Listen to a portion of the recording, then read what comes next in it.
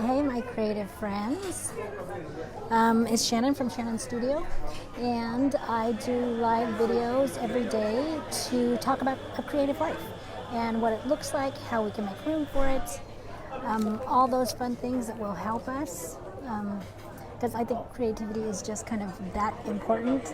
So I am at a little restaurant. It's like a deli type restaurant. It's called The Pleat, and it's feels like a little garden area in here.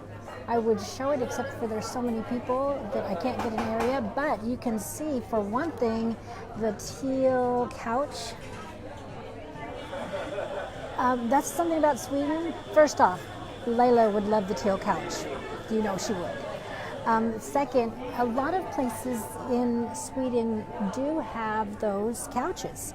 I mean, they have like sofas and couches and stuff like that, and it makes it so comfy and cozy.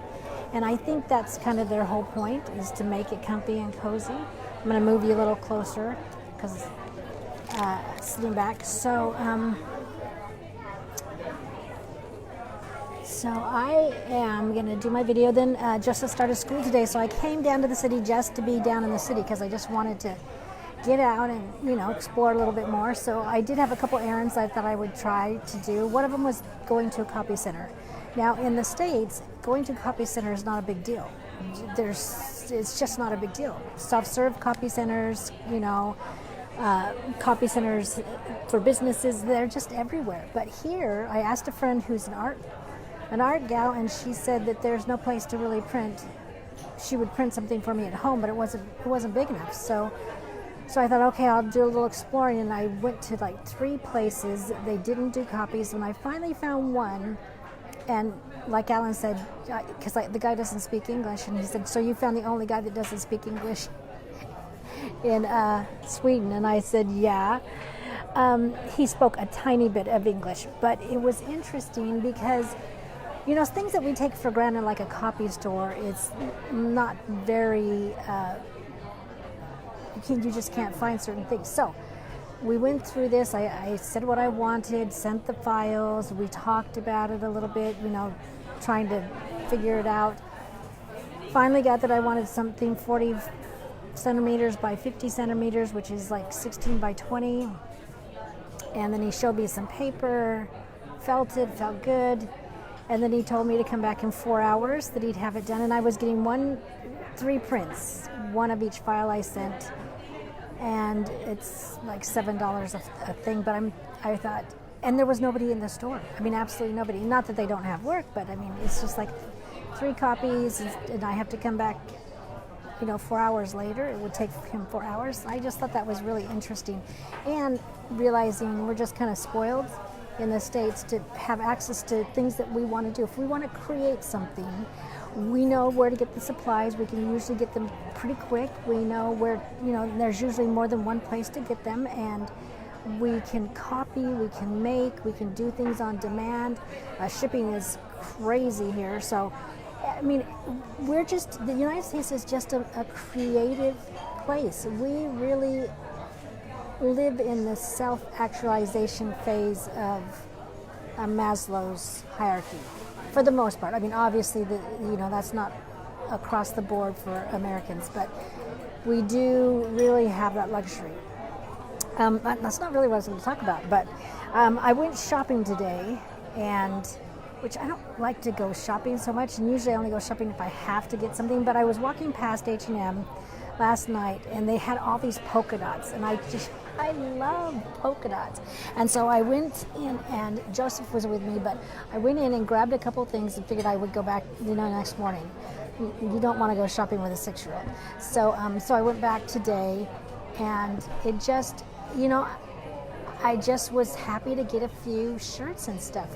So when I was thinking about what to say today, it made me think of Brene Brown's book, Big Magic. She talks about in there about someone she knows, Tristram, T-R-I-S-T-R-A-M, Tristram, and that when he was feeling stupid or blocked or uncreative, he would go through this process of showering, shaving, putting on this great outfit, and then just kind of preening, kind of just like peacocking around the room. Hey, Trisha. And he would do this thing to try to present himself to the universe and creativity. And she said in her book that it really worked. He just really, he said, dress myself from one end to the other,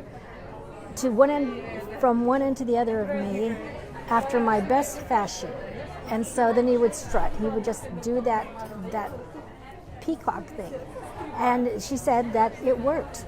And she said that when she feels like creativity is hiding from her, that she has done the same thing where I think she said something like, well, why would creativity come to you? Look how you look, you're a mess. So she does the same thing and gets dressed up and all that stuff. And it made me think, because I've kind of been feeling a little bit, I brought like 10 t-shirts with me. I brought hardly any clothes. And so I was just like, after 6 months, I was just feeling kind of, when I went to put something on, I didn't feel good. So I think that's the whole time that I was wanting, that was happening with buying the clothes and seeing the polka dots. And I love polka dots, big polka dots. It just makes me feel better to kind of just, they're happy clothing to me. So I think that was it. And this Tristram says about creativity and clothing. He says a man cannot dress, but his ideas get clothed at the same time. And if he dresses like a gentleman, every one of them stands presented to his imagination. So he's saying that, if you dress, it invites creativity, it helps creativity, elevates you, elevates your ideas. And so, or maybe it's just a justification because I wanted to buy a few shirts. Not true. I do think how you dress, how you feel is the way you present yourself and the way you see yourself and the influence that you have. I think it all affects each other. Our environment, our clothes, everything. So if you're feeling a little sluggish, creative today, if you're feeling a little sluggish, if you're feeling a little not so much, dress up for the day. I was listening to somebody else's stories, and she said her husband came to her and said, what are you doing today? And she goes, I just have some stuff next week, a big project. And he said, well, where are you going? And she said, nowhere. And he goes, oh, well, you've got your makeup on and your hair done. She just was like, oh, trying to adult. So I thought that was funny. How people view us, how we view ourselves. I think how we view ourselves, to me, is the most important. But we look at ourselves, we see ourselves, and we affect ourselves. We affect our own self. And so do what you need to do so you can feel good about yourself. Dress up, face the world, adult, whatever you want to call it, and meet things head on. And let you feel good, and let creativity just kind of embrace you. Give you a little squeeze. All right, let me see. I think that was all for today. I think I'm going to stay home tomorrow.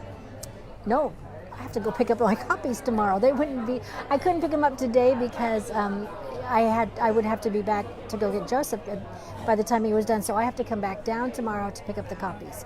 But I will show you what the copies are maybe the end of this week because I'm really excited about them.